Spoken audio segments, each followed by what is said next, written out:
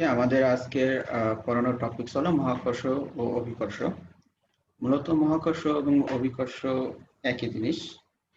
তো এই দুটোর পার্থক্য আমরা পরে পড়বো বা পরে দেখব।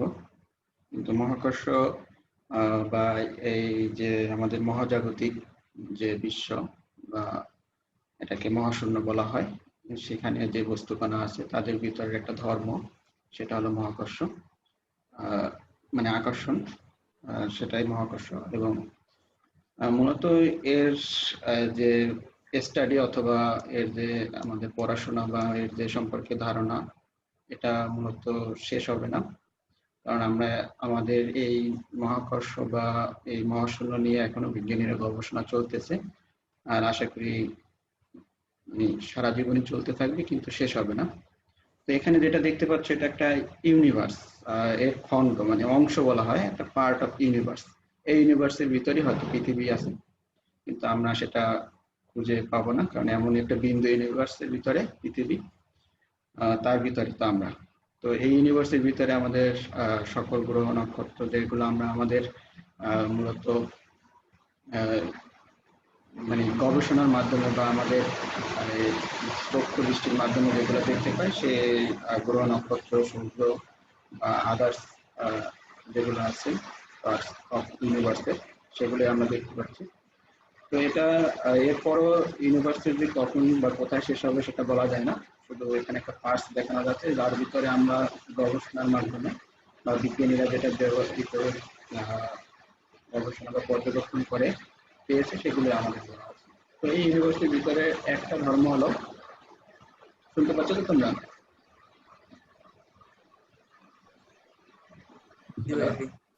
জি ভাই, শুনতে পাচ্ছি। আমার বৃষ্টি নামছে, বৃষ্টি নামছে, তাই আমরা একটা জিজ্ঞেস করলাম। তো এই ইউনিভার্সের কিছু বস্তুকণা সম্পর্কে একটা ধর্ম আকর্ষণ বল, সেই আকর্ষণ বল নিয়ে যে অধ্যায় বা পদার্থবিজ্ঞান হচ্ছে চারটা, সেটা হলো মহাকর্ষণ। আমরা সেই মহাকর্ষ নিয়ে আলোচনা করবো। তবে আমরা আগে প্রথমেই দেখে নেব যে আসলে এই গবেষণা শুরু থেকে, এবং গবেষণার শুরুতে আমরা কি ধারণা নিয়ে মানে আমাদের এই মহাকর্ষ যে অধ্যায়টা বা মহাকর্ষ যে চ্যাপ্টারটা আমরা শুরু করছি, শুরু থেকে বলতে যে অনেক আগ থেকেই তো একটা ধারণা ছিল, সেই ধারণা সম্পর্কে আমরা একটু প্রথমে জেনে নেব। যদিও আমাদের এই জানার অনেকদিন আলোচনা করলে শেষ হবে না, তারপরে আমরা ক্ষুদ্র যে টপিকসটা বা যে পয়েন্টগুলো খুব ইম্পর্টেন্ট, সেই পয়েন্টে আমরা জানার চেষ্টা করবো। তো আমরা প্রথমেই দেখিনি যে একজন ব্যক্তি খুবই অনেক আগের মানুষ, খ্রিস্টপূর্বের দিকে, অর্থাৎ যীশু খ্রিস্টের জন্মের আগে এই ব্যক্তির জন্ম। এনার নাম হলেন টলেমি। ইনি হলেন টলেমি। ইনি প্রথম অবস্থায় যুগে যারা এই মহাবিশ্ব বা মহাজাগতিক নিয়ে সম্পর্কে ধারণা দিয়েছে তাদের ভিতরে একজন, এবং তিনি একটা গুরুত্বপূর্ণ সেই সময় একটা ধারণা দিয়েছেন যে আসলে সেই ধারণাটাই আমরা এখন বের করছি। তিনি মোটামুটি খ্রিস্টপূর্ব 150-এর আগে এই ধারণাটা দিয়েছেন, যে তিনি ধারণা দিয়েছিলেন যে পৃথিবীকে কেন্দ্র করে, আমাদের যে পৃথিবী আছে, পৃথিবীকে কেন্দ্র করে অন্যান্য গ্রহ নক্ষত্র এগুলা ঘূর্ণায়মান। আরেকটা বলা হয়েছে যে ওই ঘূর্ণায়মানের তখন তো মানে এতটা ছিল না। আমরা যদিও আমাদের নিজেদের খালি চোখে যদি দেখি, তাহলে সেটাও দেখতে পাই যে আমরা তো পৃথিবীকে যদি স্থির মনে হয়, অন্যান্য গ্রহ নক্ষত্র আমাদের পৃথিবীকে কেন্দ্র করে। ভাই হ্যাঁ, শুনতেছ? হ্যালো। ভাই মানে অনেকের আর কি ভাই মিউট, কারণ মিউট না করলে সাউন্ড ক্লিয়ার শোনা যায়।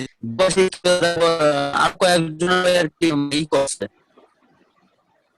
ওদেরকে যদি ভাই ই করা আছে, তো মাইকটা একটু ভাই ওদের সবাইকে একটু মিউট করতে বললেন, তাহলে ক্লিয়ার শোনা যাবে। আপনার কথা ক্লিয়ার শোনা যায় না। আচ্ছা, দাঁড়াও একটু ওয়েট করো। ভাই রিফাত, জুয়েল, রাফি এদের এদের আর কি করা অন করা, ওদের একটু করতে পারেন, ওখান থেকে শব্দটা আসতেছে মনে হয়।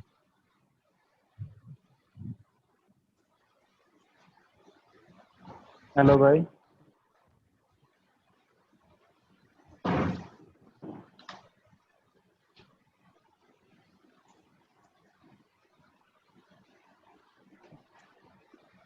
হ্যালো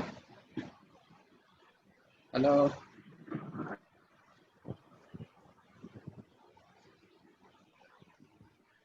হ্যালো, হ্যাঁ, শুনতেছো তোমরা? জি ভাই ভাই শুনতেছি, আমি কথা ক্লিয়ার শুনতেছি। আসতেছে হ্যাঁ, না। কি বলতেছেন? জি ভাই। হয়তো অনেকের নেট প্রবলেম থাকতে পারে, বা আমার এই জায়গায় সবাই কি একই রকম শুনতে পাচ্ছ না? ভাই এখন ঠিক আছে, ভাই এখন ঠিক আছে। ভাই এখন শুনতে পাচ্ছি একটু একটু। আচ্ছা, যাই হোক, এখন শোনো। এই টলেমি, এখন বুঝতে পারলাম। হ্যাঁ আচ্ছা, টলেমি আমার এখান থেকে বৃষ্টি শুরু হয়েছে তো অনেক, এই জন্য একটু সমস্যা হতে পারে। তো টলেমি যে ধারণাটা দিয়েছিল যে পৃথিবীকে কেন্দ্র করে অন্যান্য গ্রহ নক্ষত্রগুলো ঘুরে, সেটা মূলত তখন যদি জিজ্ঞাসা করা হয়েছিল যে পৃথিবীকে যেহেতু ঘুরে, তাহলে অন্যান্য নক্ষত্র কিভাবে ঘুরে এটার বর্ণনা বা এটার সংজ্ঞা চেয়েছিল। তখন হয়তো ওই যে খ্রিস্টান ধর্মের ক্ষেত্রে বা আগে যে বিশ্বাস ছিল, বা বাইবেলও আছে যে পৃথিবীকে কেন্দ্র করে অন্যান্য গ্রহ নক্ষত্রগুলো ঘুরে, ওই তখন ধর্মীয় দিক থেকে একটা যথেষ্ট পরিমাণে শক্তি ছিল, যার কারণে মূলত এটাই বিশ্বাস করতো সবাই। আহ, সেটা নিয়ে মূলত তখন আর কি এই মতবাদটা দিয়েছিল টলেমি।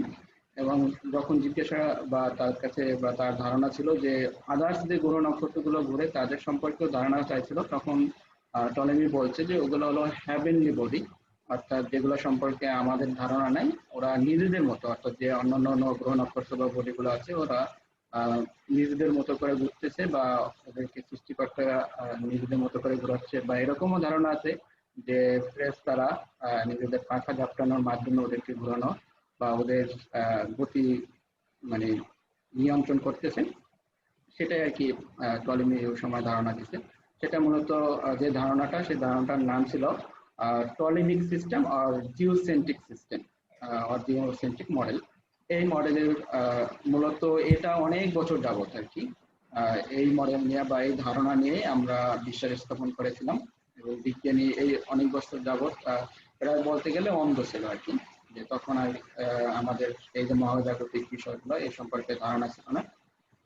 তারপরে এই ব্যক্তি নিকোলাস কোপার্নিকাস প্রায় 16 শতাব্দী, অর্থাৎ 1600 খ্রিস্টাব্দের মধ্যে, যেমন এখন আমাদের যেমন 21 শতাব্দী চলতেছে, সেরকম 16 শতাব্দীর দিকের বিজ্ঞানী তিনি মূলত একটা ধারণা দেন যে না, পৃথিবীর চারদিকে সব গ্রহ নক্ষত্র ঘুরে না, তবে সূর্যের চারদিকে একটা বৃত্তাকার পথে প্রত্যেকটা গ্রহ নক্ষত্র ঘুরে। যেমন এখানে সোল লেখা আছে, এটা মূলত সূর্য, যেহেতু ইনি গ্রিক দার্শনিক সেহেতু সূর্যকে সোল বলা হয়। এটা সূর্য এবং এর চারদিকে অন্যান্য গ্রহ গুলো ঘুরতেছে, সেটা আর কি দেখাচ্ছিল এই জায়গায় তার গবেষণার মাধ্যমে বেড়ে যাচ্ছে। এটা হলো পৃথিবী, এই যে বিন্দু, আর এই যে চাঁদ আছে, তার মানে এই পৃথিবী আর কি এখানে এরকম ভাবে। তার মোটামুটি এই ধারণাটা অনেকের ধারণায় মিথ্যা হয়েছিল, কিন্তু তার এই ধারণাটা খুব মোটামুটি সত্য ছিল। এর জন্য তারও একটা গুরুত্বপূর্ণ পয়েন্ট ছিল তার মতামতের ক্ষেত্রে। পরবর্তীতে আহ, যে টলেমির আর এই কোপার্নিকাসের মতামতের ভিতরে পার্থক্য তোমরা দেখতে পাচ্ছ যে এখানে দুটো চিত্র আছে। এই যে বাম পাশের চিত্রটা আছে, এই চিত্রটার ক্ষেত্রে যেটা দেখতে পাচ্ছ এটা হলো কোপার্নিকাসের মতামতে, যে এখানে সূর্য, আর এই যে নীল কালারের এটা হলো পৃথিবী, এবং লাল কালারে হলো মার্স অর্থাৎ মঙ্গল গ্রহ, এটা ঘুরতেছে। এটা হলো টলেমির মতামতে, অর্থাৎ এই সূর্যকে কেন্দ্র করে তার চারপাশে পৃথিবী এবং আদার্স নক্ষত্র গুলো বৃত্তাকার পথে আর কি, তিনি যে মতামতটা দিয়েছিল সেটা হলো বৃত্তাকার পথে ঘুরতেছে। কিন্তু টলেমি যে এটা মতামতটা দিয়েছিল, সেই মতামত অনুসারে যদি আমরা দেখতে পাই যে পৃথিবী হলো এই যে নীল কালারের যে বিন্দুটা আছে সেটা হলো পৃথিবী, আর এই যে সূর্য হলো হলুদ কালার, অর্থাৎ সূর্য পৃথিবীর চারদিকে ঘুরে, এরকম মতামত দিয়েছিল টলেমি অনেক আগে, অনেক বছর আগে। এবং এই যে মঙ্গল সেটা ঘুরতেছে এভাবে, যদি টলেমির মতবাদ অনুসারে ব্যাখ্যা করা হয় তাহলে এভাবে ঘুরতেছে, যেটা আসলে বাস্তব বা সত্য নয়। কিন্তু এটা মোটামুটি এই যে বাম পাশে কোপার্নিকাসের তত্ত্বটা মোটামুটি সত্য। পরবর্তীতে আমাদের কেপলার 1609 সালে আর কি একটা মতামত দেন। কেপলার মতামতটাও খুবই গুরুত্বপূর্ণ, এবং তিনি একটা মতামত দিয়েছিল যে গ্রহগুলো আসলে এখানে একটা চিত্র দেখতে পাচ্ছ যে গ্রহগুলো আসলে বৃত্তাকার পথে ঘুরতেছে না, গ্রহগুলো হলো উপবৃত্তাকার বা ইলিপ্টিক্যাল পথে ঘুরতেছে। ইলিপ্টিক্যাল অরবিট বা ইলিপ্টিক্যাল পথে ঘুরতেছে, আসলে বৃত্তাকার পথে না, এবং সূর্যকে একটি ফোকাসে রেখে, অর্থাৎ ইলিপ্টিক্যাল পথে দুটা ফোকাস থাকে, একটা ফোকাস দুটা ফোকাসে একটা ফোকাসে রেখে বাকি যে গ্রহগুলো আছে সেগুলো ঘুরতেছে। এখানে দেখতে পাচ্ছ মার্কারি, ভেনাস, আর্থ, মার্স, জুপিটার, স্যাটার্ন। তো এইগুলো ঘুরতেছে অর্থাৎ উপবৃত্তাকার পথে।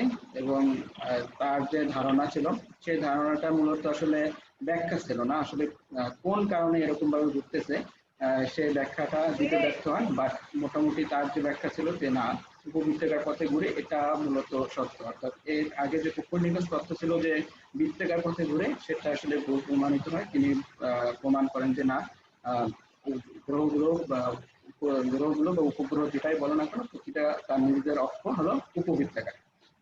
এটা মূলত কেপলার 1609 সালে মোটামুটি মতবার্তা দেন। পরবর্তীতে আমাদের আরেকজন সুপরিচিত এবং বিজ্ঞানী হলো গ্যালিলিও গ্যালিলি। তিনি মোটামুটি অনেক তথ্যই দিয়েছেন আমাদেরকে, এবং অনেক বিজ্ঞানের অনেক উন্নত দিক থেকে তার যে অবদান সেটা না বললেই নয়। কিন্তু তখনকার সময় আর কি যে খ্রিস্টান ধর্মের একটা তাদের দার্শনিক, তো তখন খ্রিস্টান ধর্মের একটা প্রভাব ছিল তাদের দেশে। সেই খ্রিস্টান ধর্মের মতামতকে উপেক্ষা করে তার মতামতটা খুবই কেউ গুরুত্ব দিত না, এবং তাকে আমরা মোটামুটি যতদূর জানি যে তাকে নির্যাতন পর্যন্ত বা জেল পর্যন্ত খাটানো হয়েছে শুধু তার মতামতের কারণে। অর্থাৎ তিনিও বলেছিলেন যে সূর্যের চারদিকে অন্যান্য গ্রহ উপগ্রহগুলো ঘূর্ণায়মান, বাট খ্রিস্টান ধর্মের ভিত্তিতে যে আমরা মতামতটা জানি সেটা হলো পৃথিবীর চারদিকে অন্যান্য গ্রহ উপগ্রহগুলো ঘূর্ণায়মান। এক্ষেত্রে গ্যালিলিও যে মতামতটা দিয়েছিল সেটা হলো কোপার্নিকাসের যে তত্ত্বটা ছিল সেই তত্ত্বটা তিনি প্রমাণ করেছিলেন। তিনি প্রমাণ করেছিলেন যে আগে, অর্থাৎ কোপার্নিকাসের আগে যে তত্ত্ব ছিল এটা হলো পৃথিবী, এই পৃথিবীর চারদিকে সূর্য ঘুরতেছে, আর এই যে ভেনাস অর্থাৎ আমাদের শুক্র গ্রহটা বা শুকতারা সম্পর্কে, সন্ধ্যা তারা সম্পর্কে আমরা যেটা জানি সেটা এরকম ভাবে ঘুরে। অর্থাৎ টলেমি যে মতামতটা দিয়েছিল, যে মতামতের উপর খ্রিস্টান ধর্ম মোটামুটি বিশ্বাস স্থাপন করেছিল, সেই টলেমির মতামতের উপর ভিত্তি করে এইরকম ফিগার বা এরকম চিত্র হয়। কিন্তু কোপার্নিকাসের তথ্য অনুসারে হয় এই যে ডান পাশের চিত্রটা, অর্থাৎ সূর্য থাকবে অর্থাৎ কেন্দ্রে, এবং সূর্যের চারদিকে পৃথিবী এবং আকাশ গ্রহগুলো ঘুরতেছে। সেক্ষেত্রে ভেনাস অর্থাৎ যে শুক্র গ্রহ বা শুকতারা যেটা বলি সেটাও সূর্যের চারদিকে ঘুরতেছে, এবং তিনি মূলত টেলিস্কোপের মাধ্যমে এই যে পর্যবেক্ষণ করে মূলত আর কি এরকম একটা তথ্য আবিষ্কার করেন, মানে যেটা হয়তো তাদের সময় আর কি তার নিজ দেশের ব্যক্তি যারা ছিল প্রভাবশালী তারা মানতে পারেনি। তো তিনিও মোটামুটি বলতে গেলে যে এই মহাকর্ষ বা জ্যোতির্বিদ্যা সম্পর্কে গুরুত্বপূর্ণ তথ্য দিয়ে দেন আমাদেরকে। এবং তিনি যে যখন কি করছিলেন আর কি পর্যবেক্ষণ করেছিলেন তার একটা আর কি তার নথি অথবা বলতে গেলে যে পর্যবেক্ষণের খাতায় তিনি লিখে রাখছেন। ভাই একটু একটু ইন্টারাপ্ট করলাম। হ্যাঁ বলো। ভাই আসলে এই জুয়েল হোসেন, তারপর আপনার সজীবের শুভ কর্মকার, ভাই এদের মাইকটা একটু মিউট করতে বলেন, নাহলে কথাগুলো ঘ্যার ঘ্যার করে আসে। দেবাশিস অফ করছে যে কারণে এখন একটু শোনা যায়। সবাই যদি মাইকটা একটু অফ করতেন তাহলে ভাই ক্লিয়ার শোনা যায়। তারপরে যে জেটেম জিসান ভাইরা যদি শুনতে পাইতেছো ভাই, তাহলে প্লিজ একটু মাইকটা করে দাও, মিউট করে দাও।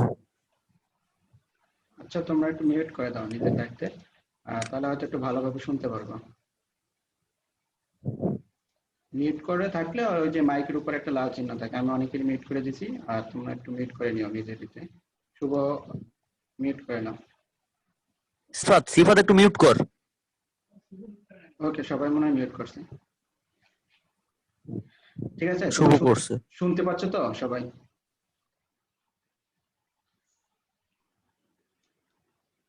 জি ভাই, এখন একদম ক্লিয়ার।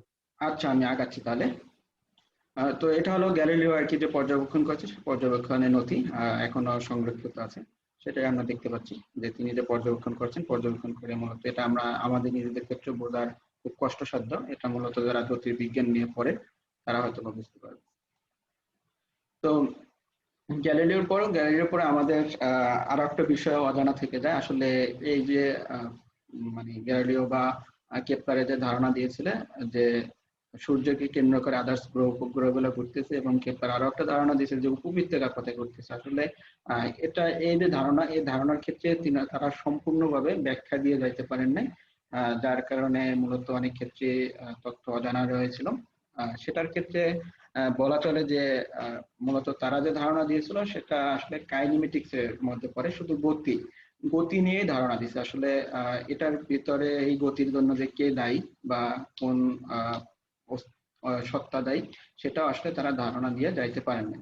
যার কারণে পরবর্তীতে আমাদের যে সুপরিচিত একজন বিজ্ঞানী ছিলেন নিউটন, তিনি আসলে আমাদের একটা ধারণা দেন, যেটা আমাদের এই মহাকর্ষ সম্পর্কে সবচেয়ে গুরুত্বপূর্ণ একটা ধারণা দেন, এবং সেটা পরবর্তীতে ধারণা আসে আমরা সবাই জানি যে আপেল পড়া থেকে আর কি, তার মাথায় আপেল পড়া থেকে। এবং তিনি মূলত এই মহাকর্ষ সূত্রটা আবিষ্কার করেন। এটা আমরা মোটামুটি সবাই সুপরিচিত এই গল্প সম্পর্কে। এটা হয়তো আমি এখন বলবো না, বাট আমরা জানবো আসলে আপেল পড়লো এবং এটা নিয়ে কিভাবে তিনি মহাকর্ষ সূত্রটি আবিষ্কার করেন সেটা নিয়ে আগে আমরা জানবো আর কি আজকে। তো এ পর্যন্ত হলো মোটামুটি বলা চলে যে মহাকর্ষ বা এই মহাজাগতিক বিষয়ে একটা আধুনিক যে মতামত, তিনি মূলত শুরু হয় এই নিউটন থেকেই। পরবর্তীতে আরো মহাকর্ষ বা এই মহাজাগতিক বিষয় নিয়ে আরো আইনস্টাইন বা আরো যারা ছিলেন তারা মোটামুটি অনেক গুরুত্বপূর্ণ তথ্য দিয়েছেন আমাদেরকে। তো আমাদের যে পড়া বা আমাদের যে চ্যাপ্টার সেটা মূলত এই নিউটন পর্যন্তই মোটামুটি সীমাবদ্ধ। পরবর্তীতে যে পড়াগুলো আছে সেটা অন্য অধ্যায়, মূলত মহাকর্ষ এবং অভিকর্ষ নিউটন পর্যন্তই সমাপ্ত। পরবর্তীতে আরো এর আধুনিক মতামত বা গুরুত্বপূর্ণ মতামত পরবর্তীতে অন্যান্য বিজ্ঞানীরা দিয়েছেন। তো আমরা নিউটনের এটা আর কি আপেল পড়া নিয়ে আসলে কিভাবে তিনি মহাকর্ষ সূত্রটা আবিষ্কার করছেন সেটা আর কি আমরা জানবো। তিনি যে সূত্রটা আবিষ্কার করছেন এটা নিউটনের মহাকর্ষ সূত্র নামে অভিহিত, এবং ইংলিশে বা এটাকে বলা হয় the Newton's law of universal gravitation. তো তার আগে আমরা একটু জানবো যে প্রথমেই আমরা অধ্যায় শুরুতে দেখছিলাম যে মহাকর্ষ ও অভিকর্ষ অধ্যায়ের নাম। তো আমাদের আগে জানতে হবে আসলে মহাকর্ষ এবং অভিকর্ষ দুটা কেন নাম হলো এবং দুটা আসলে জিনিস দুটা কি। তো মহাকর্ষ যে জিনিসটা সেটা হলো মহাবিশ্বের, অর্থাৎ এই মহাবিশ্বের যে কোনো দুইটি বস্তুর মধ্যে আকর্ষণই হলো মহাকর্ষ বল। এখন আমাদের মহাবিশ্বে তো অসংখ্য এবং অগণিত বস্তু, এই বস্তুর যে কোনো দুটি বস্তুর মধ্যে। কিন্তু অভিকর্ষ বলতে বোঝায় এটাকে আলাদাভাবে, এটা মহাকর্ষ থেকে আলাদা কোনো ভিন্ন কোনো বিষয় না, এটা একই বিষয়, বাট এটার মধ্যে সম্পর্ক হলো যে এই যে আমরা দুটো বস্তু নিয়েছিলাম মহাকর্ষ ক্ষেত্রে, এই ক্ষেত্রে অভিকর্ষ ক্ষেত্রে অবশ্যই একটি বস্তু পৃথিবী থাকতে হবে, বাকি অন্য বস্তুর ভিতরে যে আকর্ষণ সেই আকর্ষণ বলটাই আমরা অভিকর্ষ। তো এখান থেকে যে বিষয় বোঝাটা হলো যে মহাকর্ষ আর অভিকর্ষের ভিতরে শুধু সামান্য একটু পার্থক্য। অভিকর্ষ ক্ষেত্রে বস্তু যে দুটো থাকবে তার ভিতরে অবশ্যই পৃথিবী থাকবে, আর মহাকর্ষ হলো আদার্স যে কোনো বস্তুর ভিতরে যে আকর্ষণ বল। তো আমরা এখন দেখব যে নিউটনের মহাকর্ষ সূত্র আর কি, তিনি কি বলছেন এবং কিভাবে তিনি আবিষ্কার করছেন। তো নিউটনের মহাকর্ষের সূত্রটার ভিতরে প্রথমে আমরা দেখি, আগে পড়ে নিই, তারপরে এটা আমরা খুব সুন্দরভাবে উপস্থাপন করব। যে মহাবিশ্বের প্রতিটি বস্তুকণা একে অপরকে নিজের দিকে আকর্ষণ করে, এটা বললো। তারপর বললো পরবর্তী সূত্র হলো এই আকর্ষণ বলের মান বস্তু কণাদের ভরের গুণফলের সমানুপাতিক, এটা হলো দ্বিতীয় সূত্র। তৃতীয় সূত্র হলো এই আকর্ষণ বলের মানই মধ্যবর্তী বর্গের ব্যস্তানুপাতিক, এবং এই বস্তু বল বস্তু কণাদ্বয়ের সংযোজক সরলরেখা বরাবর ক্রিয়া করে। তার মানে তিনি এখানে চারটা মতামত দিয়েছেন যে প্রতিটি বস্তুই নিজের দিকে, অর্থাৎ যদি দুটো বস্তু হয় বা প্রতিটা বস্তুই একে অপরকে নিজের দিকে আকর্ষণ করে। আর এই আকর্ষণ বলের মান দিয়েছে দুটো সূত্র, যে এই আকর্ষণ বলের মান কিসের উপর নির্ভর করে, বলছে বস্তু কণাদ্বয়ের ভরের উপর নির্ভর করে এবং দূরত্বের উপর নির্ভর করে, এবং বল বস্তু কণাদ্বয়ের সংযোজক সরলরেখা বরাবর ক্রিয়া করে। তো আমরা সাধারণত মানে বলতে পারি যে আমরা নিজেরাও তো একটা এই মহাজাগতিক বিষয় ক্ষেত্রে বস্তু, বা আমরা সাধারণত যেসব বস্তুগুলো দেখতে পাই তাদের ভিতরেও তো আকর্ষণ বল আছে। তাহলে তারা এই আকর্ষণ বলের কারণে নিজের দিকে যেহেতু আগাচ্ছে না কেন, এটা আমরা সাধারণত দেখবো পরবর্তীতে। আগে দেখি তিনি যে মহাকর্ষ সূত্রটা আবিষ্কার করছেন সেটা আসলে কিভাবে করছেন। তিনি প্রথমে দুটো বস্তু নিয়েছেন। তো বস্তু দুটো ধরি, একটা বস্তু হলো M1 আর আরেকটা বস্তু হলো M2। এটা প্রথমে বলছে যে পরস্পরের দিকে আকর্ষণ করে। তার মানে কি M1 আকর্ষণ করে M2 কে তার নিজের দিকে, আর M2 আকর্ষণ করে M1 কে তার নিজের দিকে, এবং এদের মধ্যবর্তী দূরত্ব যদি d হয়, এবং সেটা বলা আছে মধ্যবর্তী দূরত্ব কি, এবং তাদের নিজেদের সংযোজক সরলরেখা বরাবর ক্রিয়া করে। অর্থাৎ এই আকর্ষণ বল তাদের যে বিন্দু দুটির বস্তু দুটির যে সংযোজক সরলরেখা বরাবর তারা ক্রিয়া করে।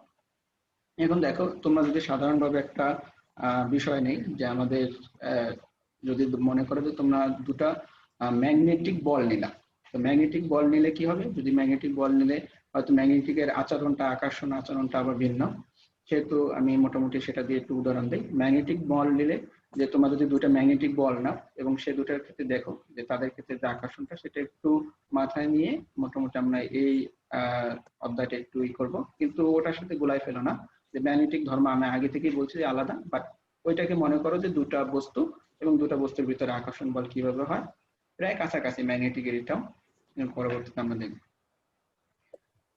তো ভাই এখানে মানে ভাই কুলম্বের যে সূত্রটা আছে, মানে কুলম্বের সূত্রটা আর এই সূত্রটা প্রায় কাছাকাছি, এই জন্য কি হ্যাঁ আপনি বলতেছেন যে এটা হ্যাঁ মিলে কুলম্বের এটার সূত্র সাথে এটা নিতে? হ্যাঁ কাছাকাছি, বাট কিছুটা ক্ষেত্রে ডিফারেন্স আছে, সেই ডিফারেন্সটা আমরা দেখবো যে কোথায় ডিফারেন্স আছে। তো প্রথমেই বলছে যে নিউটন বলছে যে বস্তু কণাদের ভরের গুণফলের সমানুপাতিক। এখন দেখো, গুণফলের সমানুপাতিক বলতে আমাদের বস্তু যদি দুটা বস্তু নেই, সেই দুটা বস্তুর ভরের গুণফল এবং সমানুপাতিক দিলাম, যে বলটা বলছে যে আকর্ষণ বল এই বস্তু দুটার ভিতরে সেটা।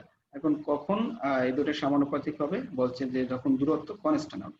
দূরত্ব কনস্ট্যান্ট বলতে হলে দূরত্ব যখন একই থাকবে, তখন এই বস্তুর একটার ভর বাড়লে এর আকর্ষণ বল বাড়বে, একটার ভর কমলে আকর্ষণ বল কমবে। এখন যদি মনে করো যে দুটা বস্তু নিলা, তাদের ভিতরে আকর্ষণ বল পরিমাপ করবে কিন্তু দূরত্ব একই রাখবে, তখন কি হবে, তাদের ভিতরে যদি ভর আছে এই ভরটা যদি পরিবর্তন করো তাহলে আকর্ষণ বলে পরিবর্তন হবে, এবং সেটা কিভাবে পরিবর্তন হবে সেটা সমানুপাতিক। অর্থাৎ ভর বাড়লে এই যে তাদের ভিতরে মধ্যবর্তী যে আকর্ষণ বল সেটা বাড়বে, আর যদি ভর কমে যায় তাহলে কি করবে, এই যে আকর্ষণ বলটা কমে যাবে।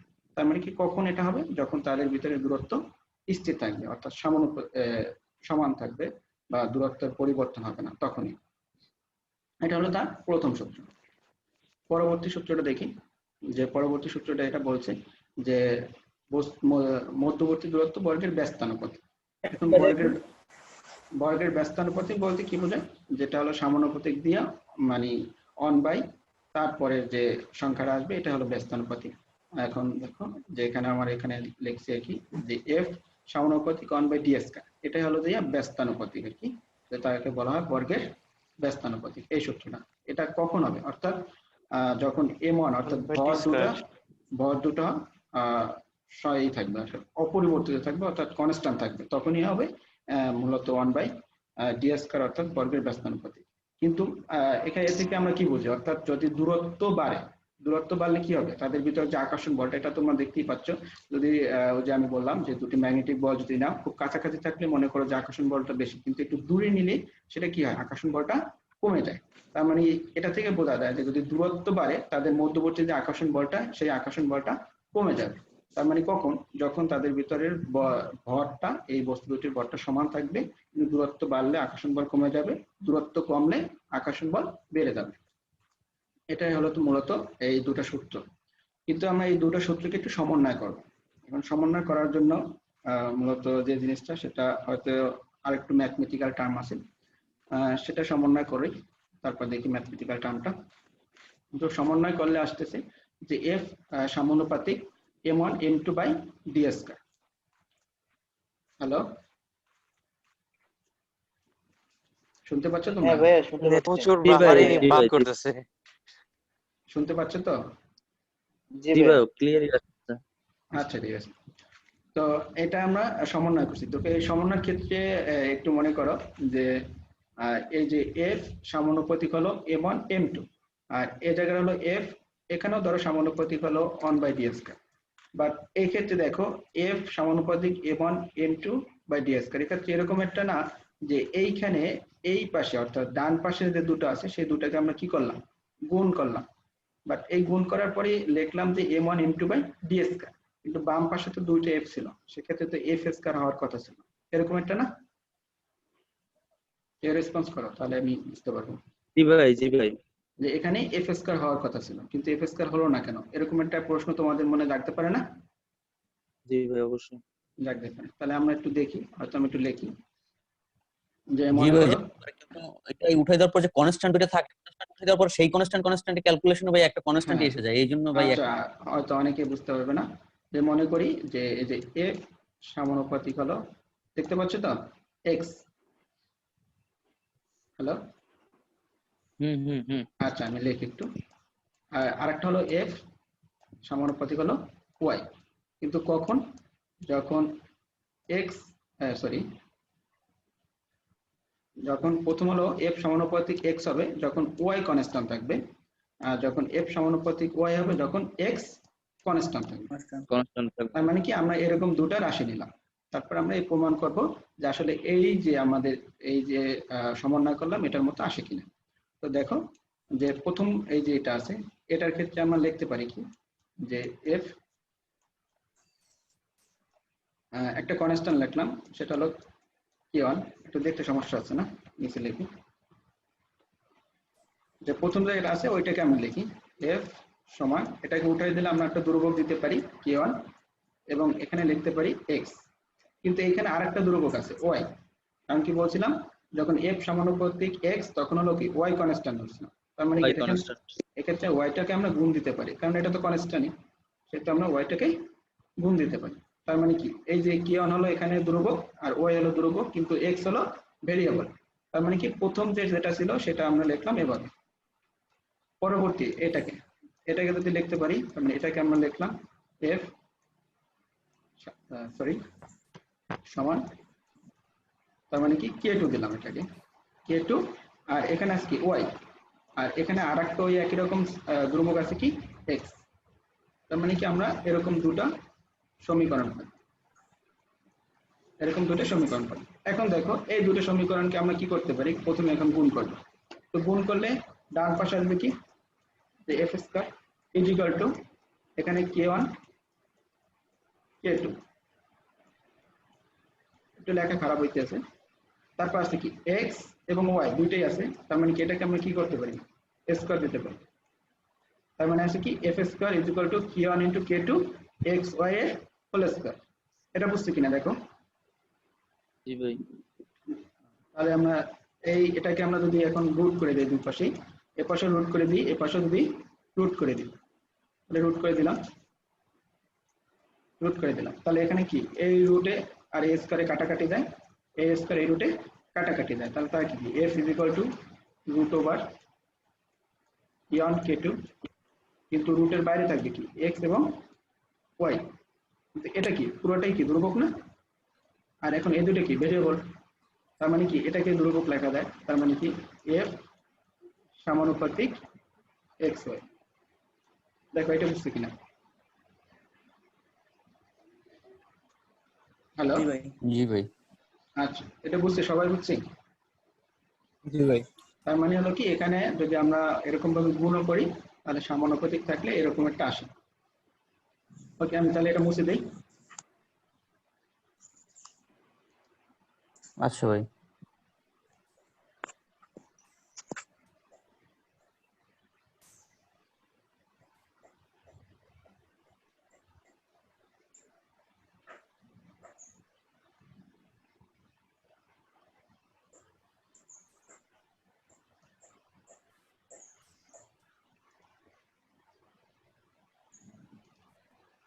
ওকে, তাহলে আমরা এটা পেলাম যে এফ সমানুপাতিক m1 m2/d স্কয়ার। কখন? যখন সবগুলো অর্থাৎ যে প্যারামিটারগুলো আমরা ছিল, যে m1 ছিল, m2 ছিল এবং d ছিল, অর্থাৎ বস্তুর ভর ছিল এবং দূরত্ব ছিল, এটাই সবগুলো যখন পরিবর্তন হবে ভেরিয়েবল, অর্থাৎ যখন সবগুলো পরিবর্তন হবে তখন যেটা পাই সূত্র f সমানুপাতিক m1 m2/d স্কয়ার। এখন দেখো এই সমানুপাতিক ধ্রুবকটাকে সমানুপাতিক থেকে যদি উঠিয়ে দিই তাহলে আমাদের একটা সমানুপাতিক ধ্রুবক দরকার, সেটা উঠিয়ে দিলাম। দেখো সেটা উঠাই দিয়ে এখন একটা সমানুপাতিক ধ্রুবক দিলাম জি। এই সমানুপাতিক ধ্রুবকটাকে বলা হয় গ্র্যাভিটেশনাল কনস্ট্যান্ট, যেটাকে বাংলায় বলা হয় মহাকর্ষীয় ধ্রুবক বা বিশ্বজনীন মহাকর্ষীয় ধ্রুবক, বা ইংলিশে আবার বলা হয় ইউনিভার্সাল গ্র্যাভিটেশনাল কনস্ট্যান্ট। অর্থাৎ আমাদের যে সমানুপাতিক ধ্রুবকটা ছিল এই সমানুপাতিক ধ্রুবকটাকে আমরা উঠিয়ে দিলাম, এই সরি সমানুপাতিকটাকে উঠিয়ে দিলাম, উঠিয়ে দেওয়ার পর একটা সমানুপাতিক ধ্রুবক নিলাম, সেই ধ্রুবকটা হলো মহাকর্ষীয় ধ্রুবক অথবা বিশ্বজনীন মহাকর্ষীয় ধ্রুবক। এখন দেখো আমাদের যে সূত্রটা, অর্থাৎ আলটিমেটলি মহাকর্ষীয় যে সূত্রটা হলো, যদি আমাদের দুটো বস্তু নেই m1 এবং m2, তাদের ভিতরে যে আকর্ষণ বল, সেই আকর্ষণ বল হবে F = G, অর্থাৎ মহাকর্ষীয় ধ্রুবক ইনটু বস্তুটার ভরদ্বয়ের গুণফল ডিভাইডেড বস্তুটার দূরত্বের বর্গ। তাহলে আমরা এই সূত্রের মাধ্যমেই ভাই হ্যাঁ শোনো ভাই এই যে কয়েকজন আছে ভাই, কথা ঘের ঘের আসতেছে ভাই। এই শুভ ভাই তুমি একটু ওই মিউট করো, আচ্ছা মাইকটা মিউট করে দাও। প্রথম দিকে তো একটু সমস্যা হতে পারে, সবার একটু মিউট করে নাও। আমার কথা কি শুনতে পাচ্ছ ক্লিয়ারলি? এরপর সিফাত শুভ, ভাই, আরে শুভর ভাই, শুভর ভিডিওটা অন ভাই। আচ্ছা ভিডিওটা অফ করো শুভ। সিফাত সিফাত একটু অফ কর ভাই। আচ্ছা তোমরা আবার দাগাদাগি করো না, নিচে দাগাদাগি করতেছো। না না ভাই, তো যাই হোক, তাহলে আমরা দেখি যে F = G × m1 m2/d², অর্থাৎ এখানে যে আমাদের মহাকর্ষ অর্থাৎ যে মহাকর্ষীয় আকর্ষণ বল, সেই আকর্ষণ যে দাগাদাগি করতেছে অন্তু, এখন তো দাগাদাগি করো না। আমাদের যে আকর্ষণ বল, সেই আকর্ষণ বলটা আমরা এই সূত্রের মাধ্যমেই বের করতে পারি, অর্থাৎ আমাদের যদি দুটো বস্তু থাকে সেই বস্তু দুটা আকর্ষণ বল আমরা এই সূত্রের মাধ্যমে বের করব। এখন আমরা দেখবো আসলে মহাকর্ষীয় যে ধ্রুবকটা, সেই ধ্রুবকটা আসলে কিভাবে বের করা যায়, সেটা আমরা এই সূত্রের মাধ্যমে সূত্র থেকে বের করতে পারি। অর্থাৎ ডিটাকে আমি রেখে এই পাশে ডিটাকে ট্রান্সফার করে দিলাম, তাহলে হবে F/d², এবং এই m1 এবং m2 কে আমরা এই পাশে নিচে নিয়ে আসলে হবে m1 m/m2। G = F/d² m1 m2, অর্থাৎ ডিটাকে আমরা এই এক্সপ্রেশনের মাধ্যমে লিখতে পারি, অর্থাৎ যখন আমাদের এই এক্সপ্রেশনের মাধ্যমে ডিটাকে দিতে পারি। এবং এই জি এর মানটা আমরা দেখি একটু। এই জি এর মানটা হলো 6.673 × 10⁻11 newton metre square kg square. এটা হলো মহাকর্ষীয় ধ্রুবকের মান, এবং এটা এই মহাবিশ্বের যে কোনো স্থানেই সমান। মহাবিশ্বের সব জায়গায় যে কোনো স্থানে যায় না কেন, এই মহাবিশ্বের যে কোনো স্থানে জি এর মান সমান হবে। এই জন্য এটাকে বলা হয় বিশ্বজনীন বা সার্বজনীন মহাকর্ষীয় ধ্রুবক, ইংলিশে ইউনিভার্সাল গ্র্যাভিটেশনাল কনস্ট্যান্ট। এখন একটা প্রশ্ন হলো, মহাকর্ষীয় ধ্রুবককে বিশ্বজনীন বা সার্বজনীন বলার কারণটা কি? এটার বলার কারণটা একটা সিম্পল কারণ, যে এই মহাকর্ষ অর্থাৎ জি এর মান বস্তু কণা দ্বারা, অর্থাৎ যে বস্তুই নেই না কেন বা যে কোনো বস্তুই নেই না কেন, সেই বস্তুর মধ্যবর্তী যে মাধ্যম থাকবে সেই মাধ্যমের উপর নির্ভর করবে না। যেমন আমাদের পৃথিবীতে মাধ্যমগুলো আছে, বায়বীয় মাধ্যম বা আদার্স যদি মাধ্যমগুলো আছে, এই মাধ্যম বা অন্য কোনো গ্রহ উপগ্রহ বা অন্য কোনো জায়গায় যে মাধ্যম আছে, সেই মাধ্যমের কোনো কিছুর উপরই নির্ভর করে না। এই জন্য একে বিশ্বজনীন বা সার্বজনীন বলা হয়, যার কারণে এই মানের কোনো পরিবর্তন হয় না। অর্থাৎ জি আমাদের পৃথিবীতেও যেটা সূর্যে বা অন্য কোনো গ্রহ উপগ্রহ গেলেও সেই একই মান থাকবে, তার জন্য একে সার্বজনীন বলা হয়। তো দেখো এটা বুঝতে পারছি কিনা, এটা বলো, যদি প্রশ্ন থাকে সেটা করতে পারো।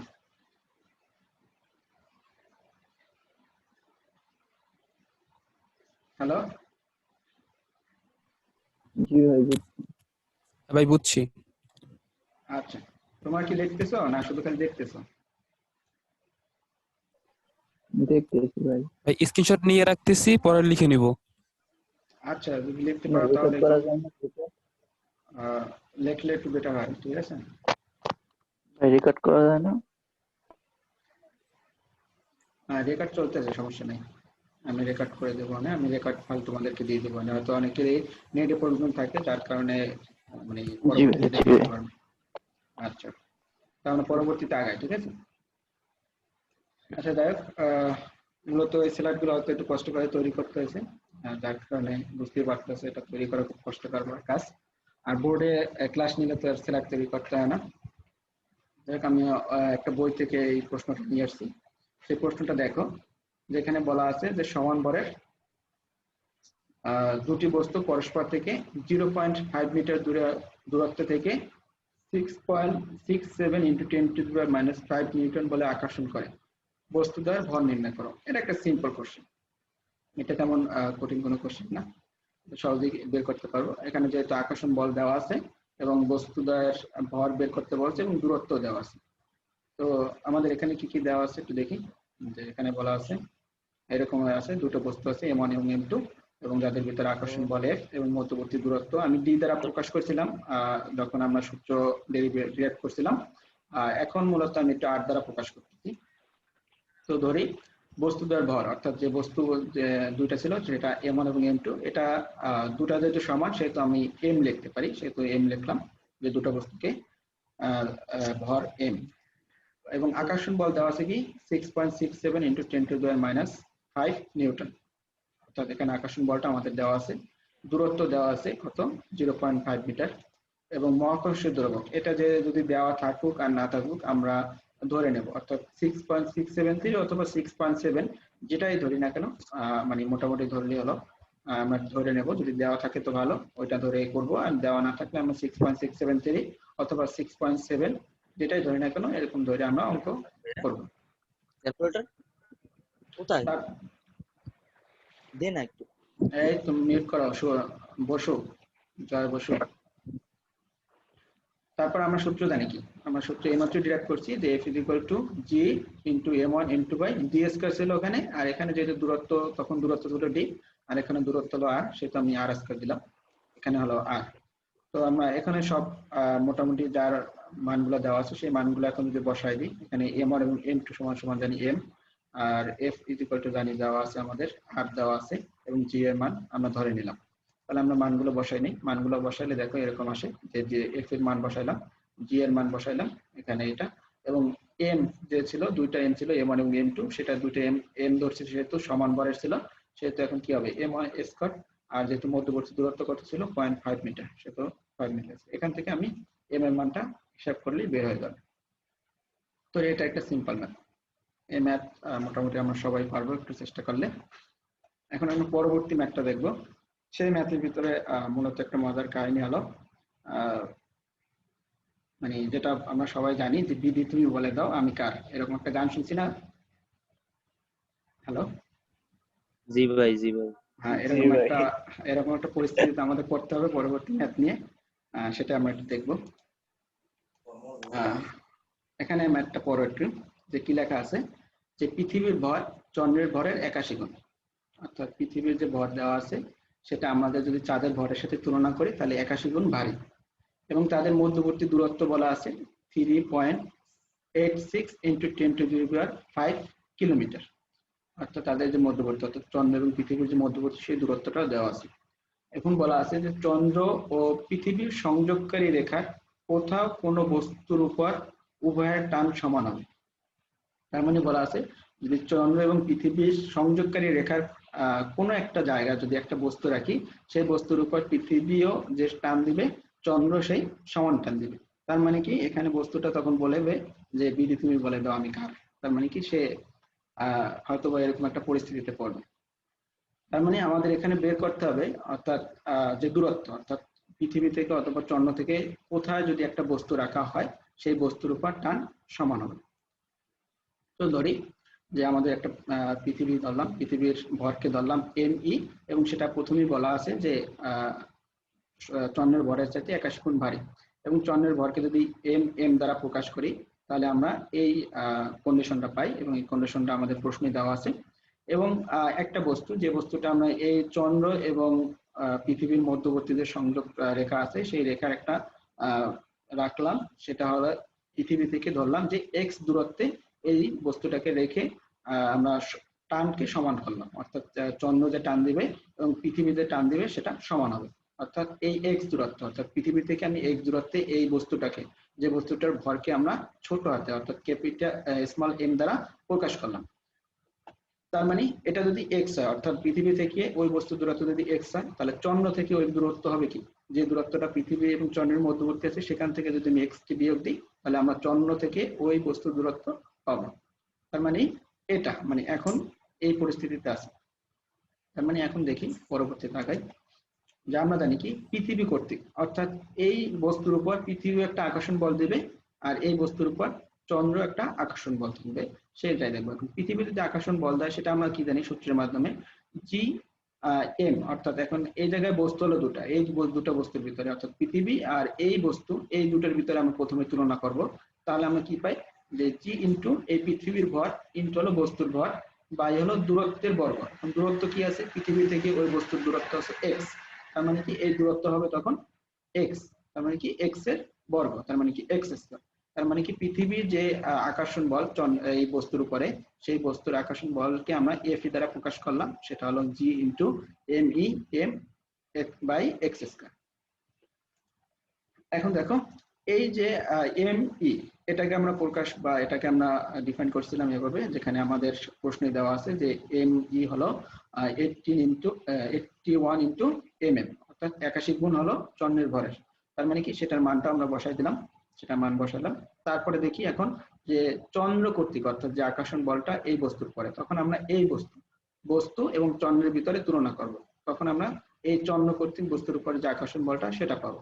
সেটা দেখি, সেটাকে আমরা অর্থাৎ চন্দ্রের আকর্ষণ বলকে আমরা এম দ্বারা প্রকাশ করলাম, সেটা আমরা কি পাই আগের মতোই জি এম এম, অর্থাৎ এক্ষেত্রে চন্দ্রের ভর হলো এম, ক্যাপিটাল এম এম, আর বস্তুর ভর হলো এম, এবং তাদের মধ্যবর্তী দূরত্বের বর্গ সেটা আমরা কত পাই, তাদের মধ্যবর্তী অর্থাৎ চন্দ্রের মধ্যবর্তী দূরত্ব হলো 3.86 into 10⁻⁵ minus 10⁻⁵ minus X metre. তার মানে কি সেটা বসালাম এবং আমরা জানি কি সেটার বর্গ, তার মানে কি আমরা বর্গ করে দিলাম। এখন আমরা জানি কি, এখন আমাদের এরকম ভাবে অবস্থানে নিয়েছি বস্তুটাকে যে চন্দ্র কর্তৃক এবং সূর্য কর্তৃক উভয়ের আকর্ষণই সমান। তার মানে কি কন্ডিশন অনুসারে অর্থাৎ শর্ত অনুসারে আমাদের কি এই যে আকর্ষণ বল অর্থাৎ চন্দ্র কর্তৃক বস্তুর উপর যে আকর্ষণ বল আর পৃথিবী কর্তৃক যে আকর্ষণ বল সে দুটা সমান।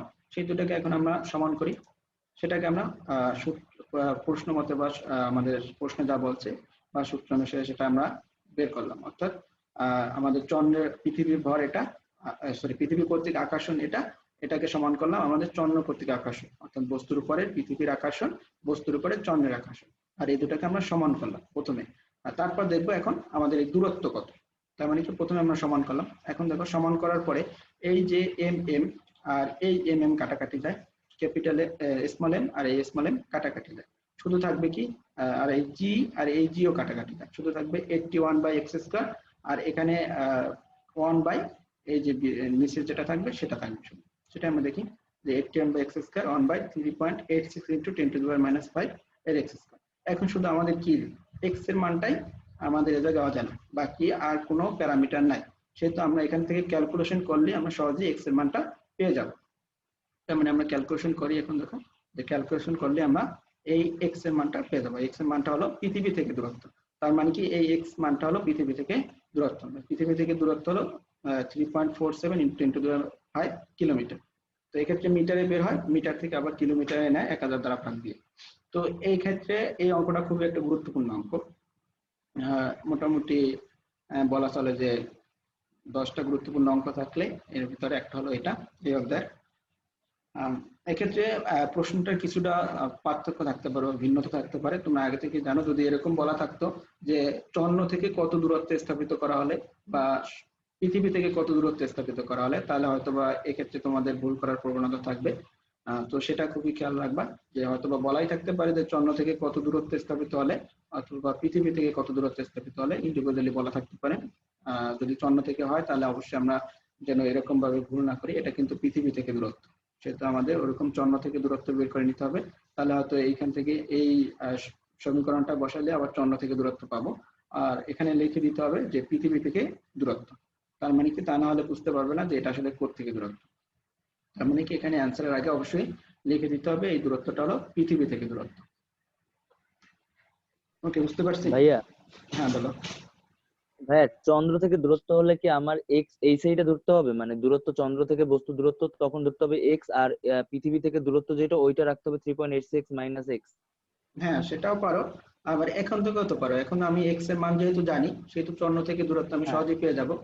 তুমি যদি হ্যাঁ এভাবেও ভাই, করো তাও সমস্যা নাই, সেক্ষেত্রে হয়তো বা আরে একটা বা দুটা লাইন একটু বাড়বে, কারণ তুমি যদি আবার এইটার উপরে পারবে, বসাই দাও তখন আর কি তুমি চন্দ্র থেকে দূরত্বটা পেয়ে যাবে। বুঝছো ভাই? ঠিক আছে, সবাই বুঝছি? জি ভাইয়া। আচ্ছা, তাহলে আমি সামনে আগাই।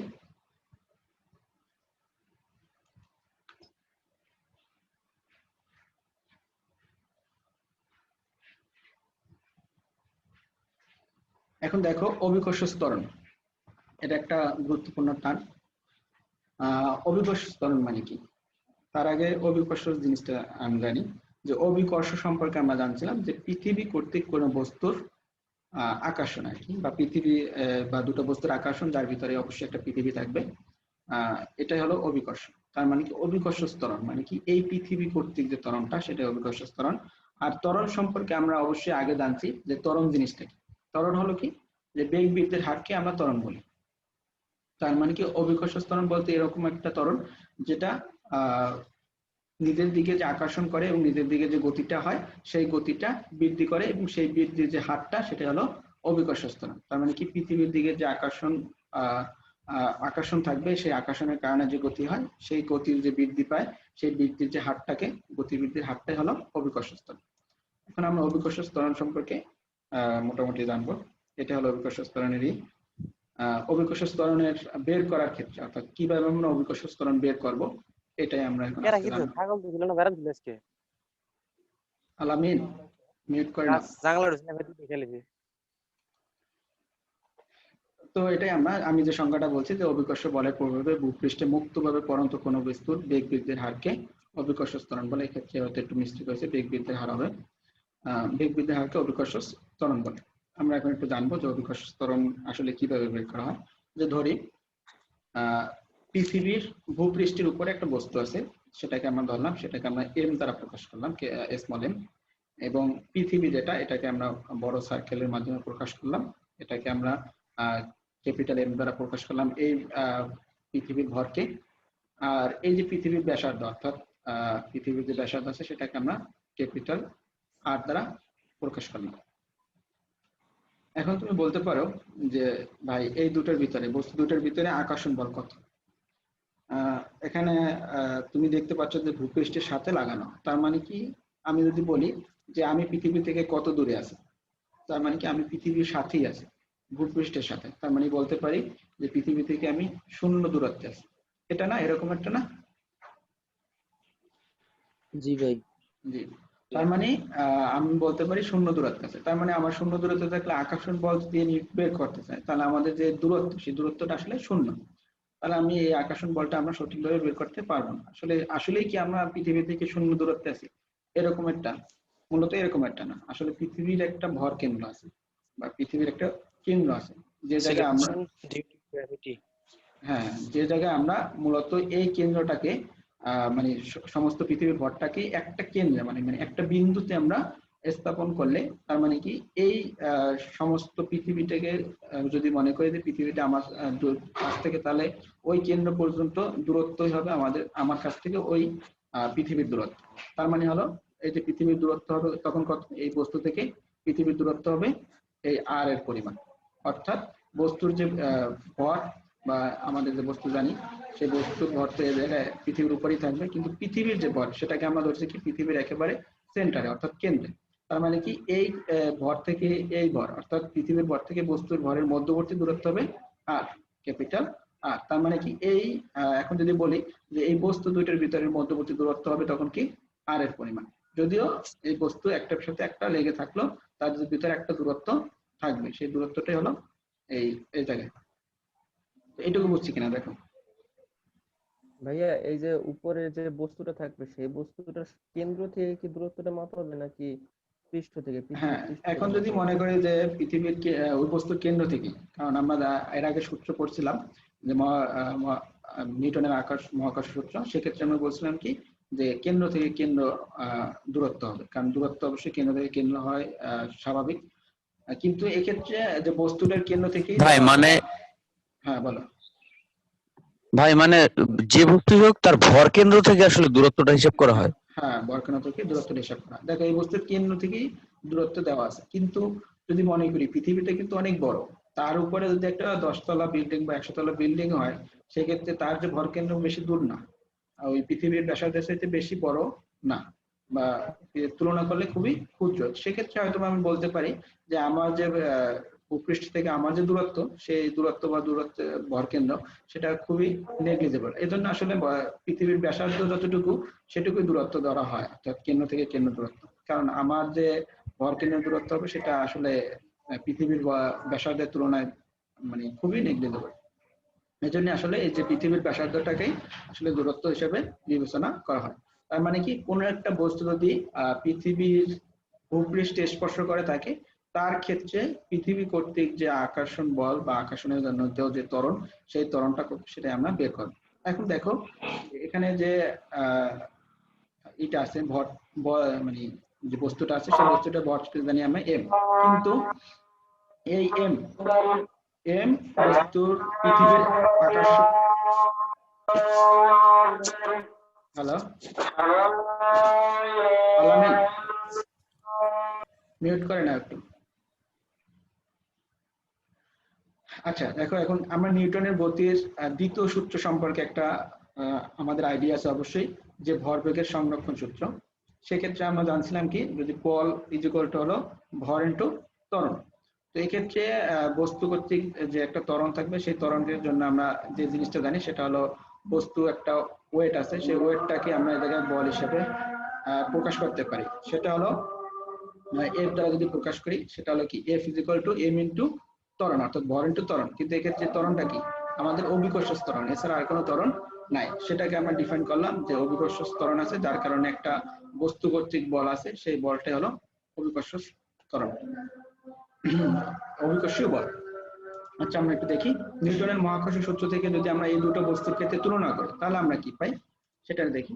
তাহলে আমরা পাই F is equal to G into M, অর্থাৎ পৃথিবীর ভর ইনটু বস্তুর ভর এবং তাদের মধ্যবর্তী দূরত্বের বর্গ। তার মানে মধ্যবর্তী দূরত্ব হলো r, তার মানে মধ্যবর্তী দূরত্বের বর্গ হলো r, তার মানে কি সেটার বর্গ r স্কয়ার।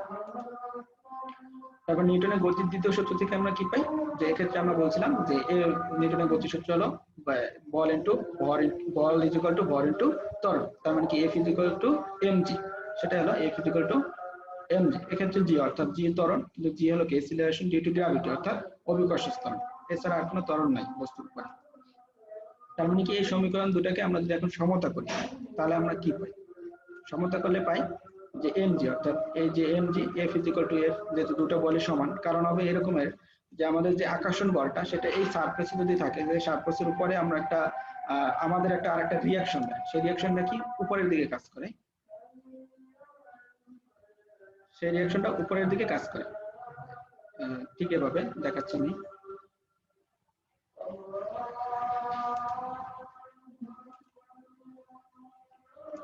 এখান থেকে এরকম উপরের দিকে কাজ করে। দেখো যে বলটা কাজ করে সেটা হলো mg। দেখুন সেটাই হলো কি এখানে আমাদের বল দিচ্ছে এই ভূপৃষ্ঠে, সেই বল দেওয়ার পরে একটা আমাদের এই ভূপৃষ্ঠে যেহেতু যদি আমাদের রিঅ্যাকশন বা কোনো বল না দিত তাহলে তো আমরা ভূপৃষ্ঠের নিচে ভিতরে ঢুকে যেতাম। যেহেতু বল দিচ্ছে সেই বলটা কতটুকু, যতটুকু আমি দিচ্ছি ভূপৃষ্ঠকে সেইটুকু বল কি দিচ্ছে, ভূপৃষ্ঠ আমাকে ফেরত দিচ্ছে, যার কারণে আমি এখানে থাকতে পারতেছি। তা না হলে আমি কি করতাম, আমি ভূপৃষ্ঠের ভিতরে ঢুকে যেতাম। তার মানে কি আমাকে যে রিঅ্যাকশন বল দিচ্ছে সেটা কত, ওই যে বলের পরিমাণ, আমি যতটুকু বল দিচ্ছি সেই বল, কারণ কি আমার বল হলো কি আমার ওজন, সেটাই আমাকে মানে ভূপৃষ্ঠে আমাকে রিঅ্যাকশন দিচ্ছে, সেই রিঅ্যাকশন বলটা হলো এক্ষেত্রে mg। তার মানে কি আকর্ষণ করতেছে কি পৃথিবী আকর্ষণ করতেছে কোন বলে F is equal to G into m by r square, আর পৃথিবী ভূপৃষ্ঠ রিঅ্যাকশন করতেছে অর্থাৎ যে রিঅ্যাকশন বলটা দিচ্ছে সেটা হলো F is equal to mg, কিন্তু সেটা কি আমার ওজন, ওজন আমি যে বল দিচ্ছি সেই বলটা আমার কি করতেছে, আমাকে পৃথিবী রিঅ্যাকশন দিয়ে আমাকে ধরে রাখতেছে, তা নাহলে আমি পৃথিবীর ভিতরে ঢুকে যেতাম। তার মানে কি এই দুটাকে আমরা এখন সমতা না করলে তো আমরা যদি সমান না হয় তাহলে আমরা এখানে থাকতে পারতাম না, তার মানে আমরা ভিতরে ঢুকে যেতাম অথবা বাইরের দিকে বের হয়ে যেতাম। তার মানে অবশ্যই সমান করতে হবে। তার মানে কি বল দুইটা আমরা জানি কি সমান, তার মানে কি আমরা সমান করলাম। তার মানে সমান করা থেকে এক্ষেত্রে আমরা জানি কি এখানে স্মল এম আর এই স্মল এম এই দুটো হলো যে এই যে বস্তু সেই বস্তুর পর, তার মানে কি দুটো কাটাকাটি যায়, শুধু এখানে থাকে কি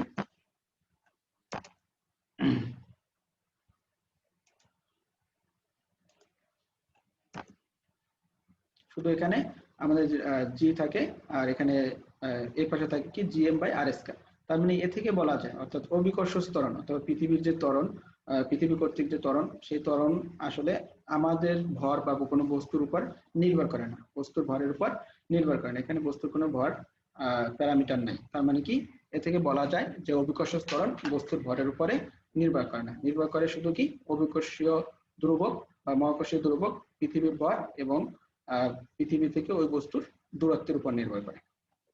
দেখো এটুকু বুঝছি কিনা। জি ভাই। জি ভাই।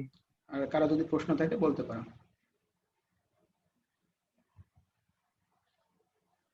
জানালে আমি সামনে আগাচ্ছি আর কি।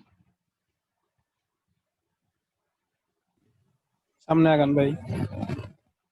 ওকে, তো দেখো আমি কিন্তু এখান থেকে পৃথিবীটাকে একটা গোলক ধরছি আর কি, যার কারণে আমি পৃথিবীর 2D ফিগার নিলে আমি একটা বৃত্ত পাচ্ছি, কিন্তু এটাকে আমি গোলক ধরে নিয়েছি। কিন্তু আসলে পৃথিবী কি গোল? আমরা যেটা জানি যে আসলে ডিম্বাকার ভাই। পৃথিবী গোল না, কেউ বলে না ভাই। ডিম্বাকার, কেউ বলে কমলাকার। তার মানে কি কমলাকার হলে কি, যে পৃথিবীর এই যে মেরুর দিক থেকে চাপানো, কিন্তু বিষুবীয় অঞ্চলে কি বিষুবীয় অঞ্চলে একটু বেশি। তার মানে কি এক্ষেত্রে আমাদের এই যে অভিকর্ষ ত্বরণ পৃথিবীর ক্যাপটা ভাই। ভূপৃষ্ঠের সব জায়গায় কিন্তু সমান না। তার মানে কি অভিকর্ষ ত্বরণটা বিভিন্ন জায়গায় পার্থক্য মানে ভিন্নতা হচ্ছে। সেটা আমরা এখন দেখি যে অভিকর্ষ ত্বরণ জি এর মান কোথায় পার্থক্য হচ্ছে। যেমন বিষুব অঞ্চলে, বিষুব অঞ্চল কোন জায়গায়, অর্থাৎ এই যে ইকুয়েটর, এই বিষুব অঞ্চল, এক্ষেত্রে এই জায়গায় আমাদের একটু মানে এটা একটু বেশি, যার কারণে দূরত্বটা বেশি আসলে। অর্থাৎ বিষুবীয় অঞ্চলে আমাদের যে এই যে আর এর মানটা অর্থাৎ ব্যাসার্ধটা বেশি, কিন্তু মেরু অঞ্চলে যেহেতু চাপানো সেহেতু আর এর মানটা কি হয়ে যাবে, কমে যাবে, কিন্তু বিষুব অঞ্চলে বেড়ে যাবে। যার কারণে এক্ষেত্রে আমাদের যে অভিকর্ষ ত্বরণ পায় সেটা কম। কিসের কারণে কম? অর্থাৎ বিষুবীয় অঞ্চলে আর এর মানটা বেশি, কারণ আর এর মান বেশি হলে কি হবে, অভিকর্ষ ত্বরণ কমে যাবে। আর এর মান কমলেই অভিকর্ষ ত্বরণ বেড়ে যাবে। সেক্ষেত্রে বিষুবীয় অঞ্চলে হলো 9.78039, কিন্তু মেরু অঞ্চলে বলছিলাম অর্থাৎ আর এর মান কম, অর্থাৎ যেহেতু চ্যাপ্টা আকৃতি কমলা লেবুর মতো, সেহেতু মেরু অঞ্চলের দিক থেকে চাপানো, সেহেতু আর এর মান কম। আর আর এর মান কম হলে কি হবে, যে আর এর মান যদি কমে যায় তার মানে কি জি এর মান, এই অভিকর্ষ ত্বরণের মান বেড়ে যাবে, সেটাই বাড়লো 9.83217 মিটার পার সেকেন্ড স্কয়ার। তারপর আমরা যেটা অবস্থান করতেছি, অর্থাৎ বাংলাদেশের উপর দিয়ে মূলত যে একটা রেখা গেছে, এটা হলো কি, এটা এই মিডল দিয়ে যেটা যাবে সেটা হবে ইকুয়েটর অর্থাৎ বিষুব রেখা, আর উপরে তো মেরু, কিন্তু বাংলাদেশের ভিতর দিয়ে যেটা গেছে সেটাকে ক্রান্তীয় রেখা বা ক্রান্তীয়। ভাই। হ্যাঁ হ্যাঁ ভাই শুনতেছো? বিষুবীয় অঞ্চলে বা মেরু অঞ্চলে যাই বলি না কেন, জি এর মান ভাই এইগুলোকে অঙ্কের ক্ষেত্রে ভাই লাগবে ভাই পরে? পরে লাগবে না, আমরা হয়তো এটা জানার আমাদের ক্ষেত্রে জরুরি, কারণ আমাদের প্রতিটা প্যারামিটার একটু জানতে হবে। আর এটা যদি অবজেক্টিভে আসে তাহলে অবশ্যই তো আমাদের এরকম ভাবে আসতে পারে। মুক্তার ছবিটা লাগাইছে তো ভালোই। ঠিক আছে, ও বুঝতে পারছো? আচ্ছা আচ্ছা ঠিক আছে। আচ্ছা, তার মানে ক্রান্তীয় অঞ্চলে, এখন দেখো ক্রান্তীয় অঞ্চলটা কত, 30 ডিগ্রিতে মেবি। তার মানে কি এই ক্রান্তীয় অঞ্চলে কত, তখন ওই ক্রান্তীয় অঞ্চলে অভিকর্ষ ত্বরণের মান একটু বাড়বে, যে বিষুব অঞ্চলের চাইতে একটু বাড়বে। এখন দেখো আমাদের জি এর আদর্শ মান আসলে কোথায় দেওয়া হয়, এখানে একটু মিস্টেক আছে। জি এর আদর্শ মান এনে অক্ষাংশ, যেটা আমরা মোটামুটি অক্ষাংশ সম্পর্কে জানি, এটা হবে 45 ডিগ্রি অক্ষাংশ। এটা একটু টুকে নাও আর কি, এখানে হয়তো আমার মিস্টেক হয়েছে। দেন 45 ডিগ্রি অক্ষাংশে সমুদ্র তলে জি এর মানকে আদর্শ মান ধরা হয়। তার মানে কি এক্ষেত্রে তো আমাদের মানগুলো ভিন্নতা হচ্ছে, সেহেতু আদর্শ মান কোথায় ধরা হয়, 45 ডিগ্রি অক্ষাংশে সমুদ্র সমতলে জি এর মানকে আদর্শ ধরা হয়। এই আদর্শ মানটা হলো 9.80665 মিটার পার সেকেন্ড স্কয়ার। এইটা দ্বারাই তোমরা মোটামুটি ম্যাথ সলভ করতে পারো, যে কোনো ম্যাথই সলভ করে এটা দ্বারা। আর এছাড়া যদি ম্যাথ হিসাবে সুবিধার্থে তোমরা এটাকে কমায় নিতে পারো, কেউ 9.8 ধরে, কেউ বা 9.8 ধরে, তোমরা যে কোনোটাই ধরতে পারো। ঠিক আছে, বুঝছি? জি ভাই। আচ্ছা, তাহলে আরেকটু দেখো যে আমরা এখান থেকে জি এর মান পাইছিলাম, G is equal to G M M by R square. এখান থেকে আমি পাইছিলাম ভর, এটা কি পৃথিবীর ভর। এখন দেখো পৃথিবীকে আমরা সাধারণত কি ধরছিলাম, একটা গোলাকার, গোলকের মতো বা ফুটবলের মতো। তার মানে এক্ষেত্রে আমরা যদি ভরটাকে আমরা একটু বিশ্লেষণ করি, দেখি ভরটাকে বিশ্লেষণ করলে কি পাই। আমরা কি জানি যে কোন বস্তুর ভর ইজ ইকুয়াল টু কি, তার আয়তন আর তার ঘনত্ব। ঘনত্ব ভাই। তার মানে কি এটা আমরা আগে থেকে জানি, মোটামুটি অনেকে জানি, আর না জানলে একটু লিখে নাও যে ভর ইজ ইকুয়াল টু হলো ওই বস্তুর আয়তন আর ওই বস্তুর ঘনত্ব। তাই পৃথিবী যেহেতু একটা বস্তু, অবশ্যই তার আয়তনও আছে, তার ঘনত্ব আছে। কিন্তু পৃথিবীকে আমরা ধরছিলাম কি একটা গোলক, পৃথিবীকে একটা গোলক ধরছি, তার মানে পৃথিবীর গোলক হলে আয়তন কত হবে? 4/3 ইন্টু পাই ইন্টু, যেহেতু আর কিউব, এটা আমরা অনেক আগে সূত্র জানি। দেখো এই সূত্রটা জানি কিনা, 4/3 পাই আর কিউব, বুঝতে জি পারছি? ভাই। আচ্ছা, আর এক্ষেত্রে তো রো আছে নাকি, রো, তার মানে এটা এই সম্পূর্ণটাই তখন কি হয়ে গেল? ভর। তার মানে আমি এটাকে বিশ্লেষণ করতে পারি না? জি ভাই।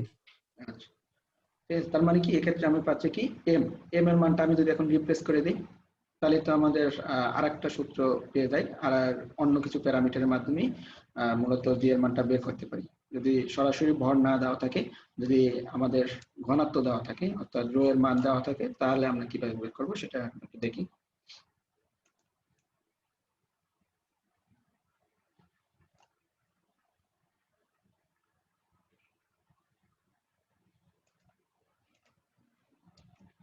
দেখো পৃথিবীর ঘনত্ব, অর্থাৎ উপাদানের যে ঘনত্ব যদি রো দেওয়া থাকে, তাহলে আমরা এই জায়গায়, অর্থাৎ এই জায়গায় আমরা আগেই দেখছি যে জি তো জি থাকবে 4/3 পাই আর কিউব ইন্টু রো, অর্থাৎ এম এর মানটা হবে কি 4/3 পাই আর কিউব ইন্টু রো, আর আর এর মানটা তো যেটা আছে সেটাই থাকবে। তো এক্ষেত্রে দেখো এই যে আর স্কোয়ার আছে উপরে, আর উপরে আছে আর কিউব, নিচে আছে আর স্কোয়ার, তার মানে এক্ষেত্রে আমাদের কাটাকাটি করলে একটা আর থাকে। তার মানে কি এক্ষেত্রে আমাদের অভিকর্ষ ত্বরণকে আমরা এই প্যারামিটার বা এই এভাবে এক্সপ্রেশন করতে পারি যে G is equal to capital G 4/3 pi R rho. তার মানে কি উপাদানের ঘনত্ব যদি দেওয়া থাকে, ব্যাসার্ধ যদি দেওয়া থাকে, আর মহাকর্ষীয় দ্রবক যদি দেওয়া থাকে, তাহলে আমরা এই এক্সপ্রেশনের মাধ্যমে সহজেই আমাদের অভিকর্ষ ত্বরণ নির্ণয় করতে পারবো। বুঝছি? জি ভাই। জি ভাই। তাহলে আমি একটু আগাই। তো এই যে এটার মাধ্যমে আমাদের ম্যাথ আছে একটা, মোটামুটি সাধারণ তপনের বইতে খুব সহজ একটা ম্যাথ, যে সব প্যারামিটারই দেওয়া আছে, অভিকর্ষ ত্বরণ বের করতে বলছে। তার মানে এটা হলো যে অনুসরণী 3 সাধারণ তপনের টুকে নাও। আমরা এখন উদাহরণ 6 নাম্বার অঙ্কটা দেখব। তো এক্ষেত্রে দেওয়া আছে যে পৃথিবী পৃষ্ঠে জি এর মান এত দেওয়া আছে, পৃথিবীর ব্যাসার্ধ দেওয়া আছে,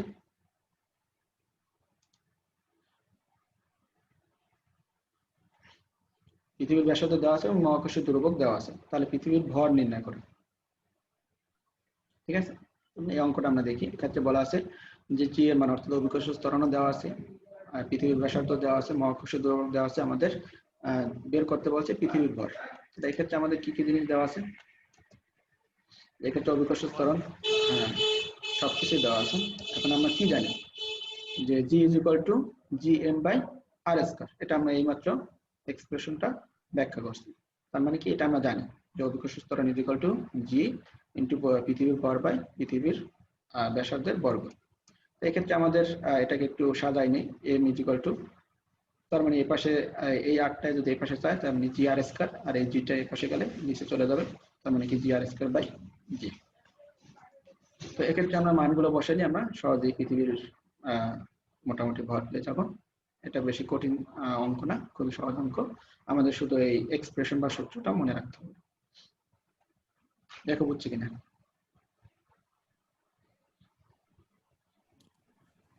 জি ভাই। আচ্ছা, আমি আগাচ্ছি তাহলে।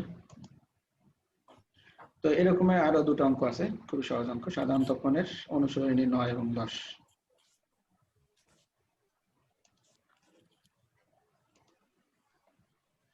তার একটা অঙ্ক দেখি, অঙ্কটা খুব একটু গুরুত্বপূর্ণ অঙ্ক মোটামুটি, যে মঙ্গল গ্রহের ব্যাসার্ধ পৃথিবীর ব্যাসার্ধের, সরি এখানে এটা একটু মিস্টেক হয়ে গেছে, এখানে হবে যে 0.532 গুণ, তার মানে কি গুণটা আগে চলে আসছে, ঠিক আছে। আর ভর হলো যে 0.1 গুণ, তার মানে কি মঙ্গল গ্রহের ব্যাসার্ধ হলো পৃথিবীর যে ব্যাসার্ধ আছে তার এত গুণ, আর পৃথিবীর যে ভর আছে তার 0.1 গুণ। এবং ভূপৃষ্ঠ অর্থাৎ পৃথিবী পৃষ্ঠ, এখানে ভূপৃষ্ঠ বলতে বলবো যে পৃথিবী পৃষ্ঠ, পৃথিবী পৃষ্ঠের অভিকর্ষ ত্বরণ দেওয়া আছে 9.8 মিটার পার সেকেন্ড স্কয়ার। তাহলে মঙ্গল পৃষ্ঠের অভিকর্ষ ত্বরণের মান বের করতে বলছে। তার মানে কি এই প্যারামিটারের মাধ্যমে আমি মঙ্গল গ্রহের অভিকর্ষ ত্বরণের মান বের করব। তো আমি মঙ্গল গ্রহ নিলাম, এটা হলো মঙ্গল গ্রহ। তো মঙ্গল গ্রহের ভরকে আমি অর্থাৎ এইটা দ্বারা প্রকাশ করলাম, এবং মঙ্গল গ্রহের ব্যাসার্ধকে আমি RM দ্বারা প্রকাশ করলাম। তারপর আমি নিলাম পৃথিবীর ভরকে আমি ME দ্বারা, যেহেতু আর্থ আর এটা হলো মার্স সেজন্য MM দ্বারা প্রকাশ করছি, আর আর্থ যেহেতু ME দ্বারা প্রকাশ করছি। আর ব্যাসার্ধ হলো MRE, পৃথিবীর ব্যাসার্ধ। তো আমরা এটা প্রকাশ করলাম। এখন দেখো আমাদের এখানে দুটো কন্ডিশন আছে, অর্থাৎ ব্যাসার্ধের কন্ডিশন আর ভরের কন্ডিশন। সেক্ষেত্রে আমরা কি পাই দেখো, যে RM অর্থাৎ ব্যাসার্ধ, মঙ্গল গ্রহের ব্যাসার্ধ বলছে পৃথিবীর ব্যাসার্ধের এত গুণ, অর্থাৎ 0.53 গুণ। সেটা আমরা এভাবে এক্সপ্রেশন করে পেলাম। তারপর হলো ভরের শর্ত, সেক্ষেত্রে বলা আছে মঙ্গল গ্রহের ভর 0.11 ME, অর্থাৎ এক্ষেত্রে এত গুণ। বুঝতে পারছি এটা?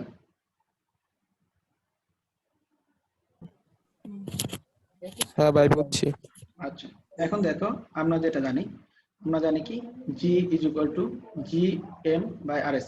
এটা কি আমরা জানি যে কোনো, অর্থাৎ আমরা এটা তো এক্সপ্রেশন করছি শুধু পৃথিবীর ক্ষেত্রে। এখন যদি যে কোনো গ্রহের ক্ষেত্রে যাই সেক্ষেত্রেও কিন্তু একই এক্সপ্রেশন, কিন্তু যে গ্রহে যাব সেক্ষেত্রে শুধু কি হবে, গ্রহের ভর হবে আর গ্রহের ব্যাসার্ধ হবে, আর ওই গ্রহের পৃষ্ঠের অভিকর্ষ ত্বরণ পাবো তখন।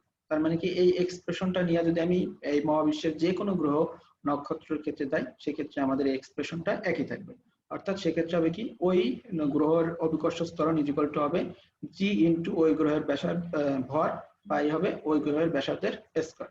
আমি এখন যদি আমি মঙ্গল গ্রহের ক্ষেত্রে যদি আমি ব্যবহার করি এই এক্সপ্রেশনটা, তাহলে আমরা কি পাই GM, অর্থাৎ এক্ষেত্রে আমরা মঙ্গল গ্রহের অভিকর্ষ ত্বরণকে আমি এক্সপ্রেশন করি G ইনটু MM, অর্থাৎ মঙ্গল গ্রহের ব্যাসার্ধ বাই RM স্কয়ার, অর্থাৎ মঙ্গল গ্রহের ভর বাই RM স্কয়ার, অর্থাৎ মঙ্গল গ্রহের ব্যাসার্ধ। আমরা এইভাবে এক্সপ্রেশন করে পাই। তার মানে আমরা পৃথিবীর ক্ষেত্রে যদি আমরা আলাদাভাবে এক্সপ্রেশন দেই, তাহলে আমরা কি GE ইজ ইকুয়াল টু একইভাবে GME/RE স্কয়ার। তার মানে পৃথিবীর ক্ষেত্রেও আমি একইভাবে পাই। এখন দেখো আমাদেরকে এই দুটার মাধ্যমে, অর্থাৎ এই এক্সপ্রেশন দুটার মাধ্যমে আমাদেরকে একটা কন্ডিশন বের করতে হবে। সেই কন্ডিশনটা দেখি, যে এই দুটো এক্সপ্রেশনকে যদি আমরা এই GM কে যদি GE দ্বারা আমি ভাগ করে দিই, তাহলে আমরা একটা দুটার ভিতরে সমন্বয় করতে পারবো বা দুটার ভিতরে একটা কন্ডিশন দাঁড় করাতে পারবো। দেখো GE এক্ষেত্রে কি হবে, এটাকে আমি রাখলাম, আর এটাকে যদি আমি ভাগ করে দিই, তার মানে কি আবার যদি গুণ করে দিই, এটা ছোটবেলায় আমরা শিখছি, তার মানে কি গুণ করে ভাগটা যদি আবার গুণ করে দিই, তাহলে কি হবে, যে উপরেরটা নিচে যাবে এবং নিচেরটা উপরে আসবে। তার মানে এটা আমরা আগে থেকেই আমরা বুঝছি, সেটাই আমরা করলাম। এখন দেখো যে আমরা মানগুলো জানি, এক্ষেত্রে আমরা যে মানগুলো জানি সেই মানগুলো আমরা একটু রিপ্লেস করি। তো সেই মানগুলো রিপ্লেস করলাম, যে এক্ষেত্রে আমরা G আর এই কাটাকাটি করলাম। এই ক্ষেত্রে দেখো MM জানি কি 0.11 ME, আর RM জানি কি 0.532 RE, সেটাই আমরা বসাইলাম। এক্ষেত্রে দেখো এই ME আর এই ME, এখানে RE এটার উপর আবার হোল স্কয়ার আছে যেহেতু, তার মানে কি RE এর উপরে স্কয়ার, এই RE স্কয়ার আর এই RE স্কয়ার, এটা কাটাকাটি যায়। এক্ষেত্রে নিচে GE ছিল, এটাকে আমি এ পাশে আসলে গুণ হয়ে যাবে, সেটাকে আমরা GE গুণ করে দিলাম। এখন দেখো GE এর যে মানটা, সেটা আমরা এখানে দেওয়া আছে কত, 9.8 মিটার/সেকেন্ড স্কয়ার। সেটা আমরা এখানে যদি বসাই দিই, এবং পরবর্তীতে এক্ষেত্রে কোনো অন্য কোনো প্যারামিটার, সবগুলো প্যারামিটারে কাটাকাটি যায়, শুধু এখানে থাকে 0.11/0.523 এর উপরে স্কয়ার ইনটু 9.8। এটাকে আমরা যদি হিসাব করি, তাহলে GM অর্থাৎ মঙ্গল গ্রহের উপরে অভিকর্ষ ত্বরণ যেটা আসবে, সেটা আবার মঙ্গল গ্রহের যে ত্বরণটা সেটা আসবে কি 3.8 মিটার/সেকেন্ড স্কয়ার। দেখো এটা বুঝছি কিনা?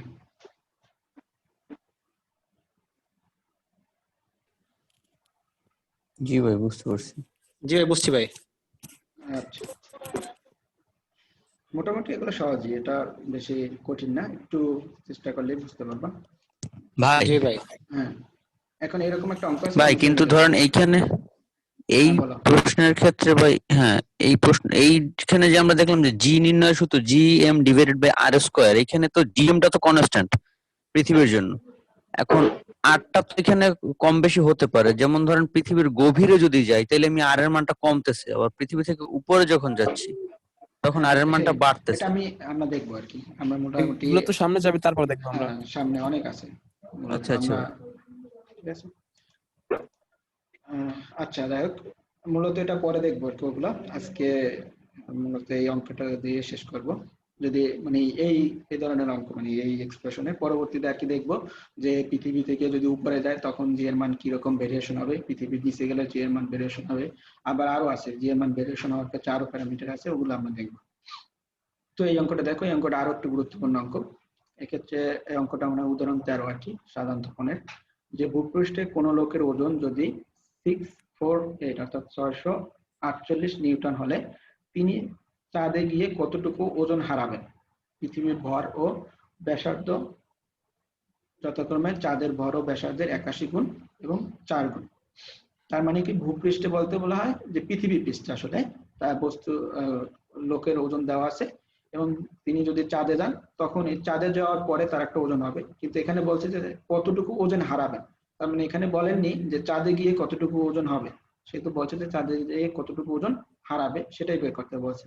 তার মানে এক্ষেত্রে আমাদের কি, যে পৃথিবীতে যেহেতু ওজন দেওয়াই আছে এবং আর চাঁদের ওজন যদি আমি পেয়ে যাই, তাহলে এই দুটার ভিতরে পার্থক্য বের করলে আমরা কি পাবো, যে চাঁদ তার কতটুকু ওজন কমেছে বা কতটুকু ওজন তিনি হারিয়েছেন। তার মানে আমরা একটু দেখি অঙ্ক আগায়, যে এটা হলো পৃথিবী আর এটা হলো চাঁদ, যে আমি লোকটা পৃথিবী থেকে কোথায় গেল, চাঁদে গেল। তো পৃথিবীতে লোকটার ওজন দেওয়া আছে যে 648 নিউটন। এখন যদি চাঁদের ওজনটা যদি আমি বের করি, তাহলে এই দুটার ভিতরে যদি আমি পার্থক্য বের করি, তাহলে আমরা কতটুকু ওজন হারাচ্ছি এটা পেয়ে যাব। এখন আমি মনে করি যে পৃথিবীর ভরকে আমি এম ই দ্বারা প্রকাশ করলাম এবং পৃথিবীর ব্যাসার্ধকে আর ই দ্বারা প্রকাশ করলাম। সেম কোয়ালিটিতে চাঁদের ভরকে আমি এম এম, যেহেতু মুন সেহেতু এম এম দ্বারা প্রকাশ করলাম, আর ব্যাসার্ধকে আর এম দ্বারা প্রকাশ করলাম। এখন দেখো আমাদের এখানে কন্ডিশন আছে M is equal to 81 mm, অর্থাৎ আগের মতোই, আগে যে অঙ্কটা করলাম সেই অঙ্কের মতোই, অর্থাৎ এখানে এই কন্ডিশন অনুযায়ী ঠিক আবার এরকমই ব্যাসার্ধের কন্ডিশন অনুযায়ী বসালাম, যে আগে যে অঙ্কগুলো করলাম সে ঠিক একই রকম। তো এখন দেখো আমরা কি জানি, আমরা জানি ওজন, অর্থাৎ কোনো ব্যক্তির ওজন, ওজন আমরা এর আগেই বলছিলাম যে সেটা বল বা ওজন যেটাই হোক, সেটা কি জানি, তার ভরের সাথে যদি অভিকর্ষ ত্বরণ গুণ দেই তাহলে আমরা কি পাবো, ওই ব্যক্তির ওজন পাবো। ঠিক এখন যদি পৃথিবীর ক্ষেত্রে আমরা বিবেচনা করি, তাহলে পৃথিবীর ক্ষেত্রে ওই ব্যক্তির ওজন কি হবে, যে ওই বস্তুর ব্যক্তির ভর, আমরা জানি কি ভরের কোনো পরিবর্তন হয় না, যেখানেই যাক না কেন তার ওজনের পরিবর্তন হবে, ভর থাকবে কি কনস্ট্যান্ট থাকবে, ভরের কোনো নিঃশেষ নাই বা পরিবর্তন নাই। মহাবিশ্বের যে কোনো স্থানে যায় না কেন ভর একই থাকবে। তাহলে আমরা পৃথিবীর ক্ষেত্রে যেরকম পাই ওজন, ঠিক চাঁদের ক্ষেত্রে অর্থাৎ চাঁদে গিয়ে যে ওজনটা সেই ওজনটা পাবো কি, এটাকে এক্সপ্রেস করলাম WM is equal two M into GM, অর্থাৎ এক্ষেত্রে অভিকর্ষ ত্বরণটা হবে চাঁদের আর এক্ষেত্রে অভিকর্ষ ত্বরণ হবে পৃথিবীর। তার মানে কি আমরা দুটা এক্সপ্রেশন পাইলাম। এখন দেখো WM কে যদি আমি W দ্বারা ভাগ দিই, অর্থাৎ 2 কে যদি 1 দ্বারা ভাগ করে দেই, তাহলে আমরা কি পাই, যে আমরা এভাবে ভাগ করে পাই। তার মানে কি M by GM, M into GM by হলো M ইন্টু G। এক্ষেত্রে দেখো এই যে ভর, এই ভর তো কনস্ট্যান্ট অর্থাৎ পরিবর্তন হবে না, ভর কাটাকাটি যাবে, তার মানে শেষে থাকবে কি WM is equal to GM by GE into W, অর্থাৎ এখানে এই WE এটাকে আমি এ পাশে নিয়ে আসলাম, যেহেতু এ পাশে আসলে গুণ হয়ে যাবে। তার মানে এটা। এখন দেখো আমি WM কে যদি বের করতে চাই তাহলে আমাদের কি দরকার, আমাদের এটা আছে, অর্থাৎ WE আমাদের আছে, কিন্তু GM বাই GE এই মানটা যদি আমরা বের করতে পারি কোথাও থেকে, তাহলে আমরা এখানে বসাইলে আমি WM এর মান পেয়ে যাব, এবং WE থেকে WM এর মানটাকে যদি আমি বিয়োগ করি তাহলে আমরা মূলত তাদের তিনি কতটুকু ওজন হারাইছে সেটা পেয়ে যাব। এখন দেখো এটাকে আমরা বের করার চেষ্টা করি, GM বাই GE। আমরা জানি কি, যে এক্ষেত্রে আমরা আগেই জানছিলাম যে অভিকর্ষ ত্বরণের সূত্র, সেটা যদি পৃথিবীর ক্ষেত্রে হয় তাহলে পৃথিবীর ক্ষেত্রে এটা আমরা লিখতে পারি GE is equal to G into ME by RE square. তেমনি চাঁদের ক্ষেত্রেও একইভাবে এই এক্সপ্রেশনটা লেখা যায় GM is equal to GMM by RM square. এখন দেখো আমি যদি এই GM কে GE দ্বারা ভাগ করে দিই তাহলে আমরা কি GM বাই GE পাবো। তার মানে কি ওই মানটা যদি আবার এই জায়গায় বসাই দিই তাহলে আমরা সহজেই অঙ্কটা করতে পারবো। তার মানে সেটা আমরা করি, তার মানে কি GM বাই GE দিই, তার মানে কি GM কে GE দ্বারা ভাগ করে দিলাম ঠিক আগের অঙ্কটার মতোই। তার মানে কি এভাবে এইটা আসলো, তার মানে এখানে ঠিক মানগুলো বসাই দিলাম, বসাই দিলে GM বাই GE এর মানগুলো পাবো। তার মানে কি এক্ষেত্রে এই উপরের ক্ষেত্রে GM এরপর ক্ষেত্রে জিএম আর জি আর এই জি কাটাকাটি যায়, পরবর্তীতে মানগুলো বসালাম যে আর ই আর এবং এম ই এই মানগুলো বসানোর পরে এক্ষেত্রে কি আর এম এই আর এম কাটাকাটি যায়, এম এম এই এম এম কাটাকাটি যায়, উপরে থাকে কি 4 স্কয়ার, নিচে থাকে 81, তার মানে 4 স্কয়ার হলো 16 আর 81, তার মানে কি জিএম বাই জি পাবো কি 16 বাই 81, সেই মানটা আমরা এখানে বসালাম এবং ডাব্লিউ এর মান জানি সেটা বসাই দিলাম, তার মানে কি হচ্ছে ডাব্লিউ এম পাবো কি 128 নিউটন, তার মানে কি আগে আমাদের ডাব্লিউ ছিল কি 648 নিউটন আর ডাব্লিউ এম হলো 128 নিউটন, তার মানে কতটুকু ওজন হারাবেন, হারানো মানে কি তাদের ভিতর পার্থক্য, অর্থাৎ যে ওজনটা ছিল সেই ওজন দুটোর ভিতরে পার্থক্য করলাম অর্থাৎ বিয়োগ করলাম, সেক্ষেত্রে আমরা কতটুকু ওজন হারালো সেটা পাইলাম, সেটা হলো 520। দেখো এটা বুঝছি কিনা? জি ভাই। কি ভাই? জি ভাই। বুঝছি ভাই। আমি বুঝতে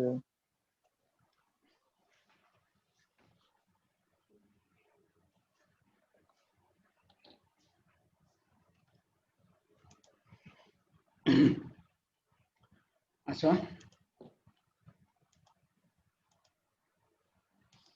আমরা আরেকটা একটু অঙ্ক দেখি, মূলত খুবই ছোট একটা অঙ্ক, এটা বেশি কিছু না, যে এখানে বলা আছে যে পৃথিবীর ব্যাসার্ধ দেওয়া আছে এবং মহাকর্ষীয় দূরভোগ দেওয়া আছে, তাহলে এর গড় ঘনত্ব নির্ণয় করতে বলছে। তো এখানে এই মানগুলো দেওয়া আছে, কিন্তু আমরা অভিকর্ষ ত্বরণ সাধারণত পৃথিবীর ক্ষেত্রে কি জানি সেটা আমরা ধরে নিলাম 9.8, আর এই মানগুলো তো আগে থেকে দেওয়া আছে, এখানে কিলোমিটারে দেওয়া আছে, এটাকে আমরা মিটার নিয়ে নিলাম, কারণ এককের একটা আছে, যে ক্ষেত্রে আমরা মিটার পার সেকেন্ড স্কয়ার ধরছি, আর এটা তো জি এর মানটা দেওয়া আছে নিউটন মিটার স্কয়ার বা কেজি স্কয়ারে, তার মানে সবগুলো মানটাকে আমরা একটা ইউনিটে নিয়ে আসলাম। এখন আমরা জানি কি ওই যে পরবর্তীতে একটা সূত্র জানছিলাম G is equal to G into 4/3 pi R rho, আমি এই সূত্রটা আমরা পরে জানছিলাম, অর্থাৎ অভিকর্ষ ত্বরণ বের করার যে একটা এক্সপ্রেশন পেয়েছিলাম সেটা হলো এটা। এটার ক্ষেত্রে দেখো যে আমি যদি এই মানগুলো বসাই দিই, মানগুলো সবই জানি, শুধু আমরা কি জানি না ঘনত্ব, অর্থাৎ এক্ষেত্রে আমার ঘনত্ব বের করতে বলছি, সেই ঘনত্বটা আমরা জানি না, সেটাই আমরা আমাদের এখন বের হয়ে ভাইয়া আসবে। ওইখানে আর কিউব হবে না, g/4/3 পাই আর কিউব? না, এটা আমরা আগে যে সূত্র জানছিলাম সেই সূত্রটি ওইখান থেকে তুমি এক্সপ্রেশনটা ভালো করে দেখে নিও, আমি তো বেগ চাইতে পারতেছি না, যে G is equal to G into 4/3 pi R rho, এটা আমরা নিচে আর স্কয়ার প্রমাণ ওইটার করছিলাম। সাথে কাটাকাটি গেছে না? হ্যাঁ, নিজে আর স্কয়ার ছিল, উপরে আর কিউব ছিল, তার মানে কি ওখান থেকে কাটাকাটি করলে উপরে একটা আর থাকে, এটা ওকে। তার মানে এখানে আমি মানগুলো বসাই দিলে আমি মূলত পরবর্তীতে এটা বেশি কিছু না, খুবই ছোট একটা অঙ্ক। ওকে, বুঝছি?